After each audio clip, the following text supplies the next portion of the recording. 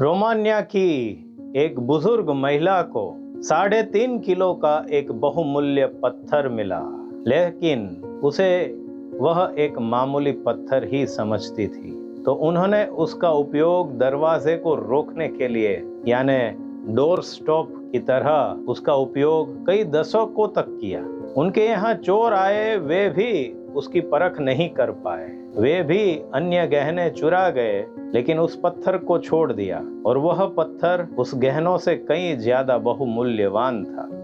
सच्ची परख एक जौहरी ही कर सकता है। अब उस महिला के मृत्यु के बाद उसके रिश्तेदारों ने उस पत्थर की परीक्षा करवाई। उन्हें कुछ लग रहा था कि शायद ये कुछ बड़ी चीज होगी, और वास्तव में ऐसा हुआ। वह पत्थर शायद 50 मिलियन वर्ष पुराना बहुमूल्य कीमती पत्थर था, जिसकी कीमत आज शायद 9 करोड़ रुपये होगी, और 50 मिलियन वर्षों से वो अज्ञात जैसे रहा। कई बार आपको अपने पास जो बहुमूल्य वस्तु है उसकी भनक नहीं होती है। संसारी चोर भी उसे परख नहीं पाते हैं।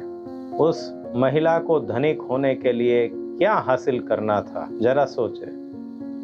कुछ नहीं, सिर्फ उसकी अज्ञानता मिटानी थी। बहुमूल्य वस्तु उसके पास ही थी, उसको प्राप्त करने के लिए उसे कुछ भी नहीं करना था। इसीलिए ज्ञान सबसे बड़ा धन है, क्योंकि उसके बगैर तो आत्माराम होते हुए भी व्यक्ति भिखारी की तरह ही जीता है। उस भिखारी की तरह जो सारी उम्र भीख मांगता रहता है, लेकिन उसे ज्ञान नहीं है कि जिस जगह पर वह बैठा है ठीक उसी के नीचे बहुमूल्य खजाना है। और ऐसे ही आनंद की भीख इंसान मांगता फिरता रहता है।